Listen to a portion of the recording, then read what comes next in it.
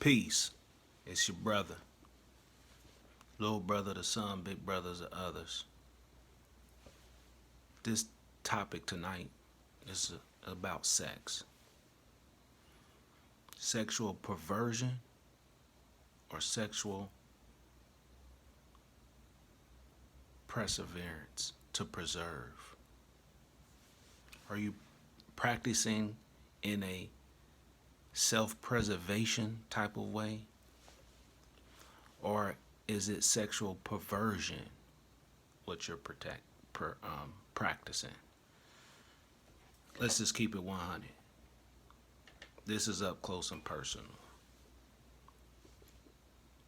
Of course, perversion is just simply a corruption, an alteration of something that was intended to be originally a certain way. Sex was intended to be an authentic expression. It was intended to develop meaningful intimacy mentally, emotionally, and of course there are some physical aspects and even benefits. But when we are engaged in sexual perversion, the benefits are short-lived, and in fact, hardly any benefit at all, other than men chasing the idea that women have about it. I'm going to say a few things just to put it in perspective. Of course, there's bigger courses and deeper things on it that we'll get to later. You can always have a question in the comment section, whatever you would like for me to expound on or anything in any of these videos or comments. But come in hitting the like button. Take that manicured nail and finger and hit the like button. Is it a benefit? Should it be? As it intended originally, it is to be a benefit. In French, they have a term called les Petite Mort, the little death. Ejaculation is considered the little death. But they got you chasing rounds, trying to be somebody else. That's not being authentic. Les Petite Mort, the little death.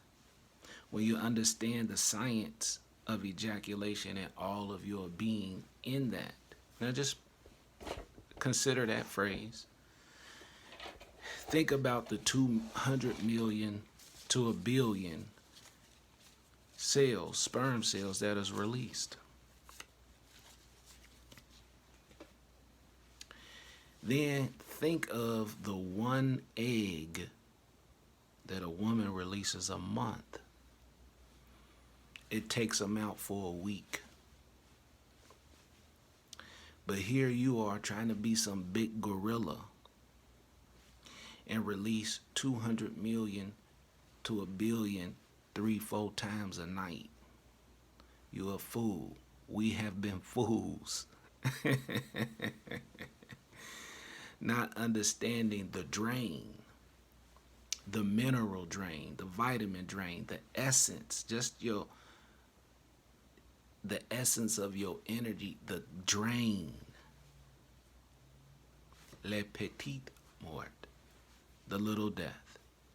All in the name of being some image, of upholding a standard of some image or some false criterion.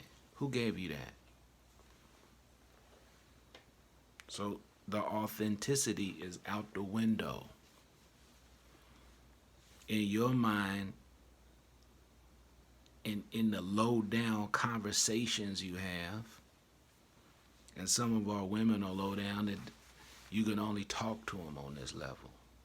in the low down conversations that you have with the homies or that what you have with women. The images that is in the mind. The move you want to try. The time frame you want to live up to. None of this has anything to do with any authenticity that you're generating from being the real you. Therefore, there is no real sex. There is no real love. And this is why it's perversion versus preservation. Now, those who are married, one of the intentions of it is because if you do suffer multiple little deaths, you are with someone that can love you back to health, love you back to restoration. And so we would often joke, get me a sandwich when this is done. Get me some water when this is done. Because the process of restoration and replenishing has to take place. But imagine doing that with somebody that loves you, that cares for you. So is it perversion or is it an act of preservation? Anything real, R-E-A-L, is in the moment, is generated, it's always present and going on now. How are you giving the different people the same thing? You're just reproducing the same thing with another female. She's reproducing the same thing with another man because it's what worked. It ain't what's right. The next point is you're never really happy with just sex alone. Sex without love, I have here on a post-it note here, it's been on my desk for a long time. Sex without love, avoid it. Because you're only giving somebody half of yourself.